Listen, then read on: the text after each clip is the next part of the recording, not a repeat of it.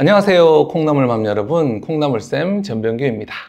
오늘은 수학교육 전문가이자 베스트셀러 수학책을 쓰신 유승재 작가님을 모시고 초등수학 공부에 대한 좋은 이야기 한번 나눠보도록 하겠습니다. 안녕하세요. 저는 일단 수학 관련해서 글을 쓰는 작가입니다. 그래서 공부법 책도 좀 쓰고요. 수학 동화책도 좀 쓰고 있는데요. 27년 동안 학생들을 좀 가르쳐 왔고, 그걸 경험으로 수학 관련해서 글도 쓰고, 요새는 공부머리 수학법이라는 유튜브하고 네이버 카페도 운영하고 있습니다. 수학을 그냥 무작정 열심히 하는 것도 좋지만 수학을 잘하려면 거기에 필요한 어떤 능력들, 요소들이 있을 것 같아요.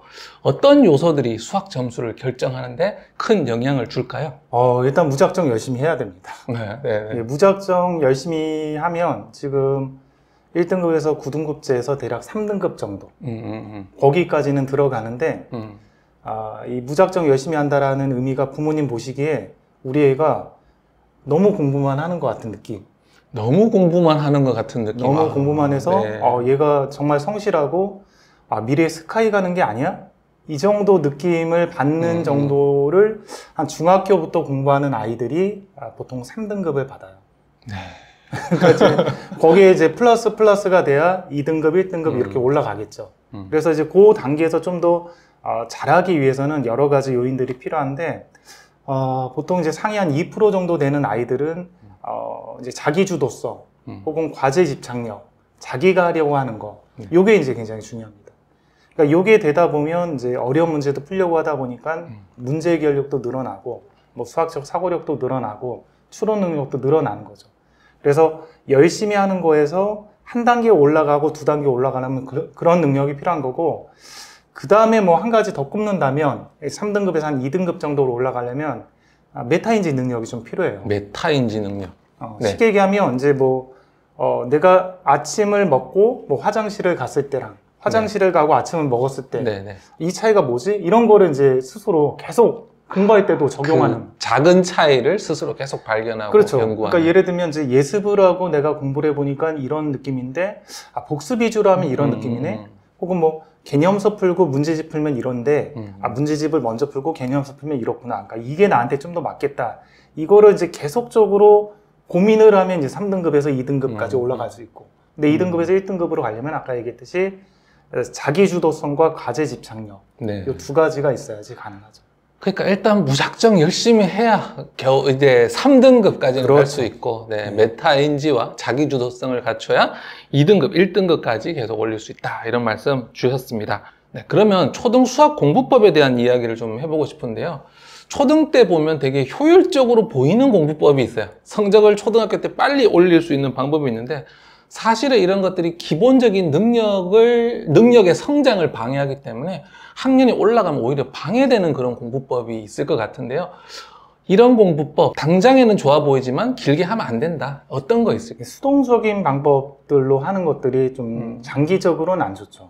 그러니까 이제 어떻게 보면 뭐 강의를 듣고 진도를 빨리 나가고 모르는 것들은 질문하고 또 심화 문제집을 풀 때도 전체적인 심화 문제집을 푸는 그런 어떤 개념들을 또 배우고 이렇게 풀고 이러면 이제 정답률도 올라가고 진도도 빨라져서 좀 수월하게 보이긴 하지만 어쨌든 그런 것들은 스스로 한 것들이 아니니까 어느 순간에는 이제 한계치에 봉착을 하는 거죠.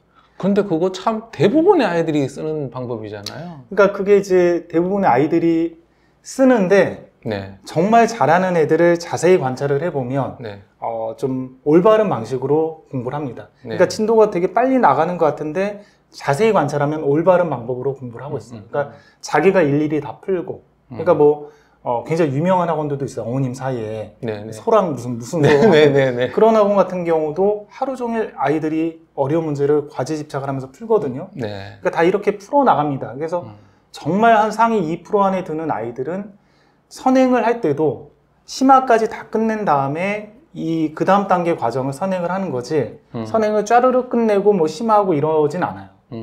그러니까 보통 그 밑에 그룹 아이들이 그런 경우는 있거든요. 선행을 짜르륵 나가고 현행할 때 뭐 준심화나 심화를 복습하는 경우는 있지만 정말 잘하는 애들과 그리고 또 학원에서도 좀 이렇게 전문가들 그리고 정말 올바르게 수학을 지도하는 그런 경식급의 제대로 된 학원들은 얘가 충분히 이 학기를 다 배우면 그게 심화까지 다 됐다 그러면 그 다음 과정 선행을 나가는 거죠. 내실을 굉장히 다지는 것 같네요. 그러니까 선행을 속도로 보여주기 식으로 하는 게 아니라 얘 지금 뭐 중2 선행하고 있어요. 이걸로 하는 것이 아니라 더 내실을 다지면서 심화까지 제대로 들어가는, 그러니까 겉만 핥는 식의 공부를 해서는 안 되겠습니다. 학원을 운영하고 계시지만 학원을 다녀도 되는 아이가 있고 다니면 안 되는 아이가 있는 것 같아요. 저도 이제 학교에서 근무할 때 너는 학원 가지 마라. 너는 가봤자 돈만 낭비다. 이런 아이들이 있거든요.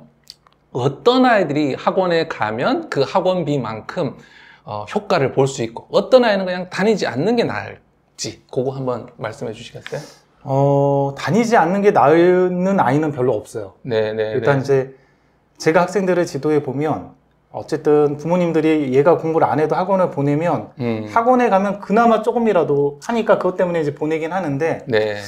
근데 이제 효과가 있는 아이가 있고 많이 효과가 떨어지는 아이가 있죠. 그러니까 이제 효과가 떨어지는 경우는 학원에서 얘가 우리 학원을 다니나 다른 학원을 다니나 그래도 별 차이가 없겠다 그런 느낌이 많은데 효과가 이제 많은 아이들이 있죠. 그런 네, 아이들 네, 같은 네. 경우는 부모님이 보통 알 거예요.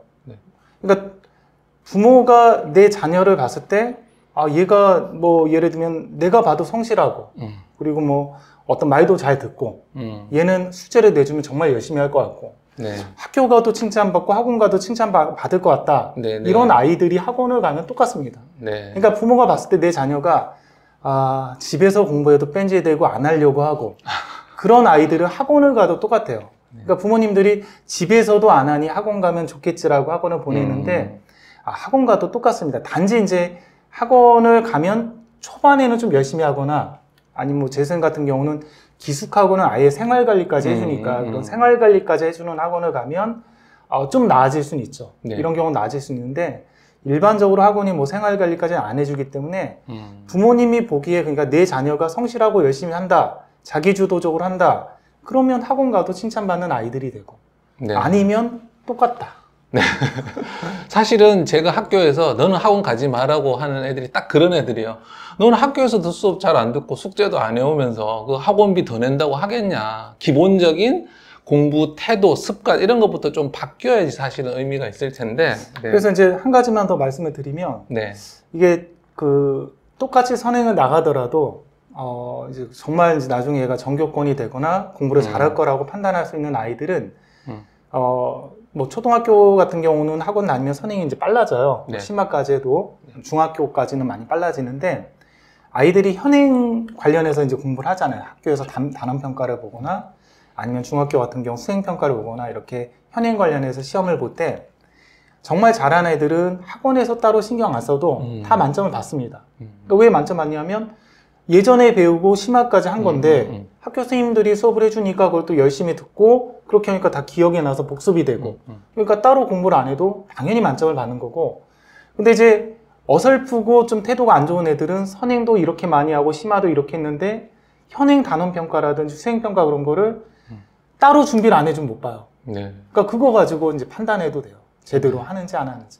교과 수학을 이제 어느 정도 좀 한다, 잘한다라고 하면 이제 그 다음에 뭐 선행도 생각하고 심화도 생각을 하는데 만약에 이제 선행 심화를 안 했다, 이제 교과 수학은 좀 잘하니까 하나 해야 된다면 선행을 하는 게 좋을까요? 심화를 하는 게 좋을까요? 그리고 좀 우수하지는 않은데 좀 평범한데 이 아이들을 좀 선행 심화를 좀 할 수 있게 하는 방법 있을까요? 학생들 수준하고 네. 상황하고 그런 거에 따라서 이제 굉장히 다양하긴 다양하고 학년별로도 네. 좀 다양한데 일단 그 초등학교 때부터 수포자가 되는 아이들은 잘 아시겠지만 네. 정말 수학을 못하는 아이들입니다. 제가 봤을 때는.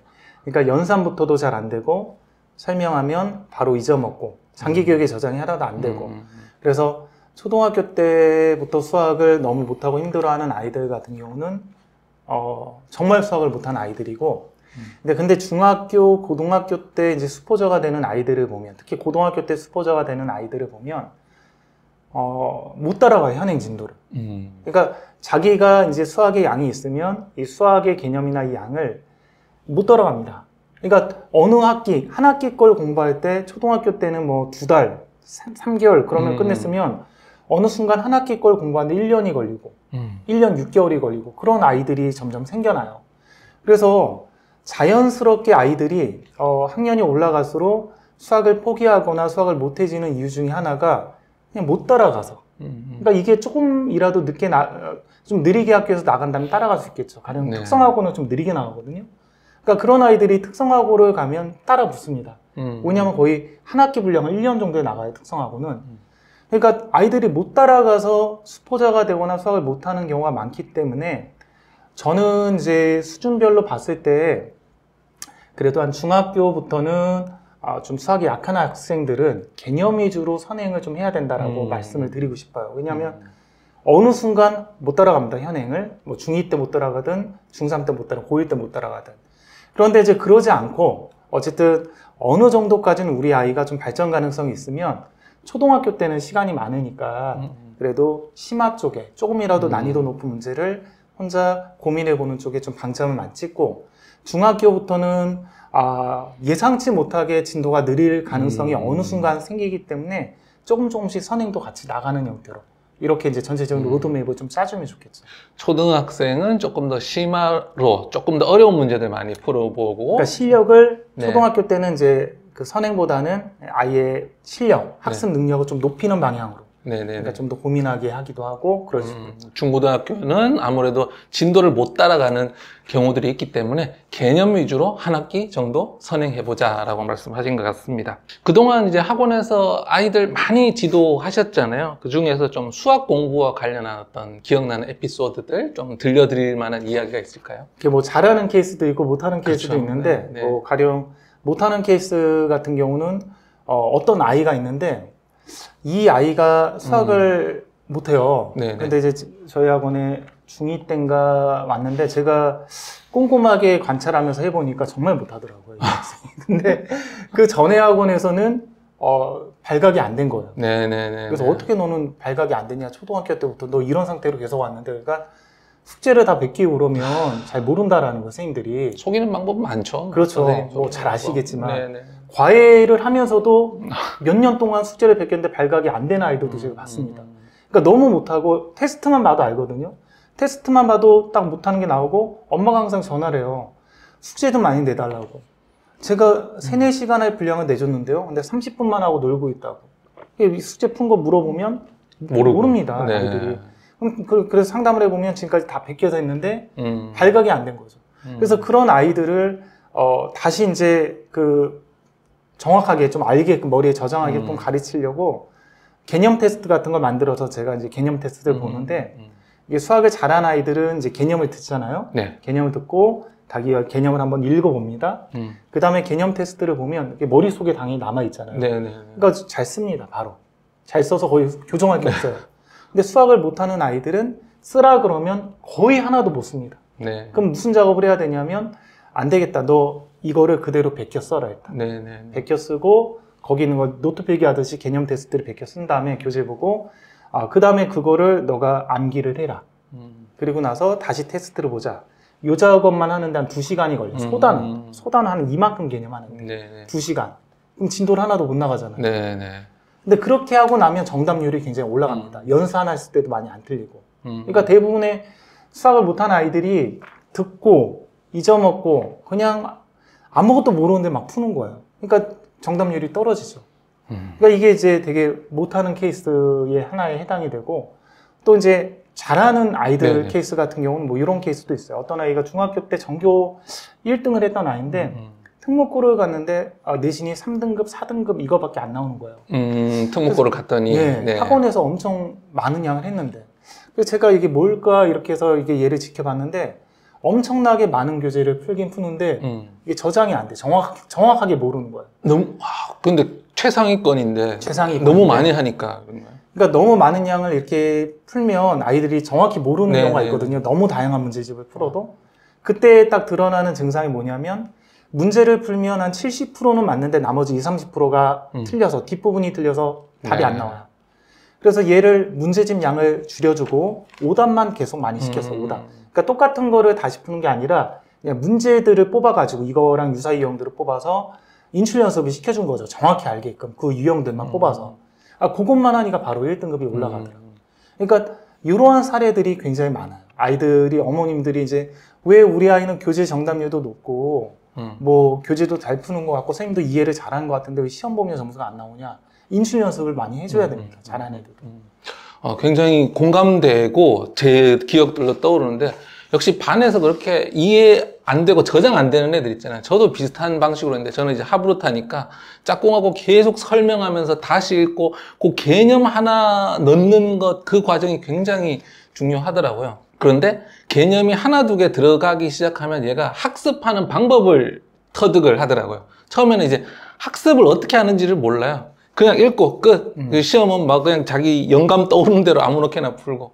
근데 그렇게 개념 하나를 제대로 넣는 그 과정을 거치고 나니까 확실히 변하는 모습들이 보였습니다. 그러니까 제가 이제 한번 해봤는데 학생하고 처음에는 개념 테스트 하기 전에 그걸 해봤거든요. 네. 너무 좋더라고요. 물어보고 얘가 뭐 좀 설명하면 거기서 제 질문에서 정확히 아는지 계속 하니까 너무 좋은데 도저히 시간이 이 한 병 하니까 막 시간이 다 가는 거야. 1시간.